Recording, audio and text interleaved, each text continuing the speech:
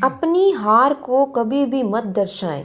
दोस्तों, इसमें आचार्य चाणक्य का कहने का मतलब यह है कि शत्रु के सामने अगर हार नजर आ भी रही है तो उसे कभी भी दर्शाना नहीं चाहिए। अगर ऐसे वक्त में आप कमजोर पड़ गए तो आपकी हार 100% सत्य है। अगर शत्रु हमसे अधिक शक्तिशाली है तो उसके साथ अनुकूल व्यवहार करें। ऐसा करने पर आप धीरे धीरे उसकी चाल को भांप लेंगे और कभी परेशानी में नहीं फंसेंगे। ऐसे में दुश्मन को कभी भी कम नहीं आंकना चाहिए। जो दुश्मन कमजोर और छल कपट करने वाला है तो ठीक इसका उल्टा बर्ताव करके उसको सबक सिखाना चाहिए। दोस्तों, आज हम बात करेंगे शत्रु से निपटने की 12 चाणक्य नीतियों के बारे में, क्योंकि आज के ज़माने में हर एक समय, हर एक जगह, हर एक मोड़ पर हमें देखकर जलने वाले लोग मिल जाते हैं। हमारी सफलता को रोकने वाले शत्रु मिल जाते हैं। और कभी कभी अगर हम सावधान नहीं रहते हैं और जब शत्रु हमारे ऊपर हावी हो जाते हैं तो हमें बहुत ज़्यादा दुखों का सामना करना पड़ता है और उस समय पछताने के अलावा हमारे पास कुछ भी हाथ नहीं लगता। इसलिए आज हम बात करेंगे अपने बड़े से बड़े शत्रुओं से निपटने की 12 चाणक्य नीतियों के बारे में, जिनका इस्तेमाल करके हम अपनी जिंदगी में सफल हो पाएंगे, अपने सबसे बड़े से बड़े लक्ष्य को भी हासिल कर पाएंगे। और आप अगर इस वीडियो को लास्ट तक देखते हैं तो आप भी अपने शत्रु को अपने पैरों के नीचे गिरकर माफ़ी मांगने पर मजबूर कर देंगे। इसलिए वीडियो को अच्छी तरह से समझने के लिए वीडियो को पूरा ज़रूर देखें।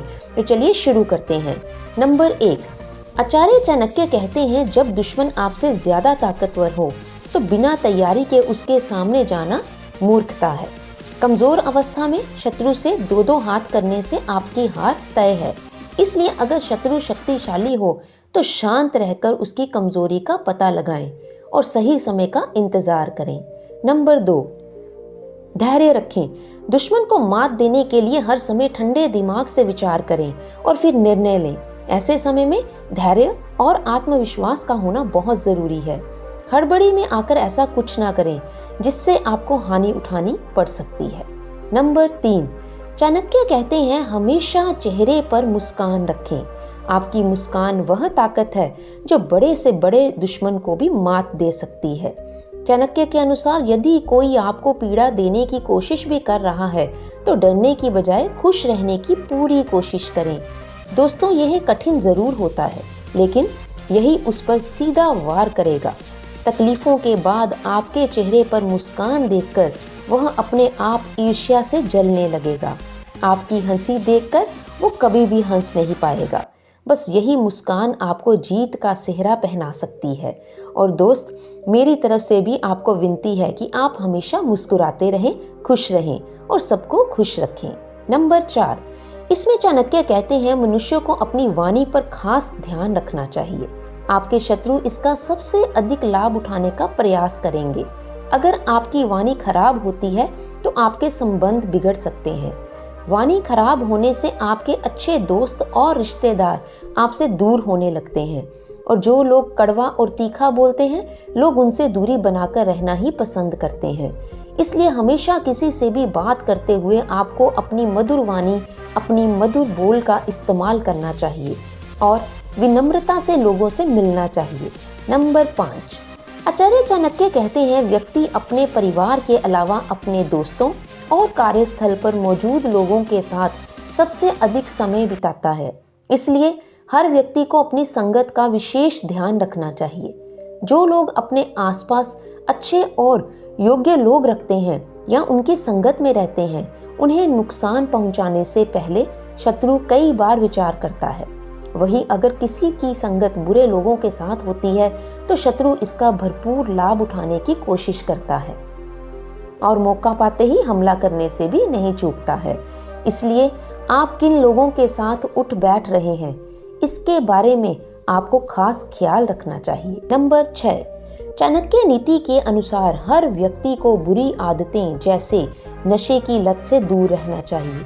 जिन लोगों को नशे की लत होती है, ऐसे लोगों को शत्रु आसानी से पराजित कर देते हैं।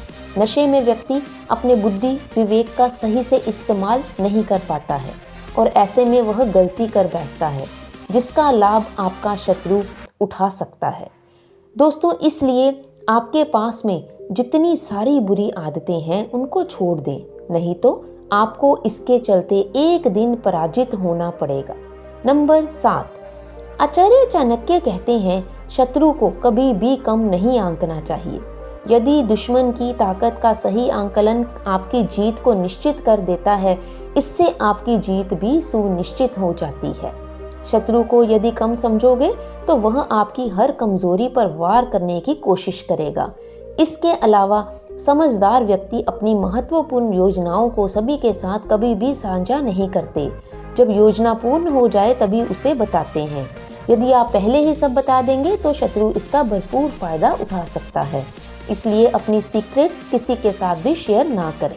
नंबर 8, चाणक्य कहते हैं शत्रु यदि आपसे ज्यादा शक्तिशाली है और दिखाई भी ना दे तो यह अधिक खतरनाक हो सकता है। वही दुश्मन यदि अधिक शक्तिशाली है तो आपको छिपकर उसे पराजित करने की योजना बनानी चाहिए। अदृश्य शत्रु यानी जो आपको छुपकर वार करता है, आपके सामने मित्र के समान व्यवहार करता है, पीठ के पीछे चुगली करता है, आपको नुकसान पहुंचाने की कोशिश करता है और आपके हर काम को बिगाड़ देता है। ऐसे लोगों से तो जितना हो सके दूर रहना चाहिए और छुपकर उसकी असलियत और उसके चेहरे को पता करना चाहिए, जैसे उसे पता ही ना चले। इसलिए आचार्य चाणक्य कहते हैं कि अपने सीक्रेट किसी के साथ शेयर ना करें, क्योंकि आपके करीब दोस्त ही आपके अक्सर शत्रु हो सकते हैं।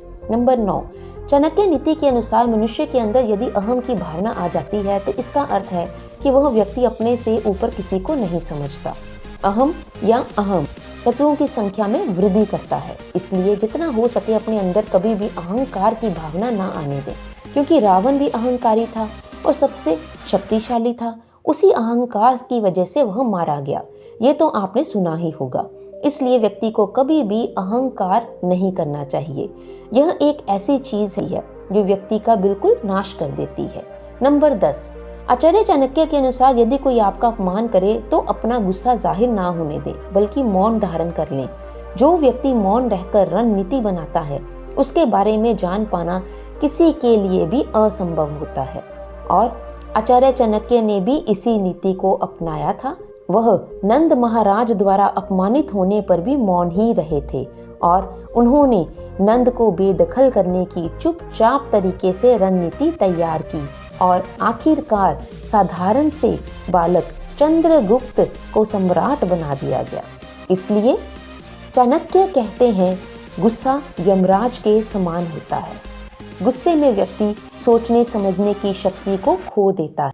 इसलिए व्यक्ति को जो कुछ भी करना है शांत रहकर अच्छे से सोच विचार कर ही करना चाहिए। नंबर 11, चाणक्य कहते हैं शत्रु कई तरह के हो सकते हैं। आप अपना शत्रु किसे मानते हो? क्योंकि मांगने वाला लोभी मनुष्य का ही शत्रु होता है। मूर्खों का शत्रु उन्हें सदुपदेश देने वाला होता है। बुरे चरित्र वाली स्त्रियों का शत्रु उनका पति होता है और चोरों का शत्रु है चंद्रमा। अर्थात लोभी और लालची व्यक्ति उसको अपना शत्रु मानता है जो उससे किसी चीज को लेने की आशा रखता है। मूर्खों को सदुपदेश देने वाला अथवा उन्हें सही मार्ग पर चलाने वाला ही उनका सबसे बड़ा शत्रु होता है, क्योंकि मूर्ख व्यक्ति की यह विशेषता होती है कि वे किसी की भी बात को अच्छी तरह से सुनने को तैयार ही नहीं होता और ना ही मानता है, और अपने कार्यों को ही वो सही ठहराता है। जो स्त्री बुरे चरित्र वाली होती है, बुरे कार्य करने से जो पति उसे रोकता है, इसलिए वह उसे अपने पति को ही शत्रु मानना पड़ता है। जो रात्रि के समय अंधकार में अपना कार्य करते हैं, चांदनी रात में उनके लिए चोरी करना असंभव होता है, इसलिए वो चंद्रमा को ही अपने सबसे बड़ा शत्रु मानते हैं। इस प्रकार जो किसी के कार्य में रुकावट डालता है वही उसका शत्रु होता है। नंबर 12, इसमें आचार्य चाणक्य कहते हैं कि आज तक इस दुनिया में सच्चाई को कोई भी नहीं हरा पाया है और ना ही सच्चाई को कोई हरा सकता है। अगर आप सही रास्ते पर हो तो आपका दुश्मन आपको कभी भी हरा ही नहीं सकता। अगर आप गलत रास्ते पर हो तो आपको हारने से भी कोई भी नहीं बचा सकता। यही सच है। और हमेशा याद रखिए, आप जानते होंगे जैसे 100 कौरव भाइयों का 5 पांडवों ने नाश कर दिया था। इसलिए हमेशा एक व्यक्ति को धर्म का साथ नहीं छोड़ना चाहिए, क्योंकि ऐसे लोगों को चिंता करने की कोई भी आवश्यकता नहीं होती है। ऐसे लोगों का कोई भी कुछ बिगाड़ ही नहीं सकता। चाणक्य जी कहते हैं कि शांति से बढ़कर कोई भी तप नहीं होता, संतोष से बढ़कर कोई भी सुख नहीं, तृष्णा अथवा चाह से बढ़कर कोई भी रोग नहीं, दयालुता से बढ़कर कोई भी धर्म नहीं। शांत रहने के लिए व्यक्ति को अपनी कामनाओं और अपनी इंद्रियों पर नियंत्रण रखना होता है। इसलिए यह तप है। जो व्यक्ति हर समय भागता दौड़ता रहता है और कामना करता रहता है, उसे सुख नहीं मिल सकता। गौतम बुद्ध जी ने भी कहा है कि कामना का विनाश ही दुखों का विनाश है। इसी प्रकार मनुष्य की तृष्णा उस रोग की तरह है जिसमें भूख कभी शांत ही नहीं होती। दया को आचार्य ने सर्वश्रेष्ठ धर्म माना है। दया का अर्थ है संवेदना का विकास। इसमें अन्य का भाव समाप्त हो जाता है।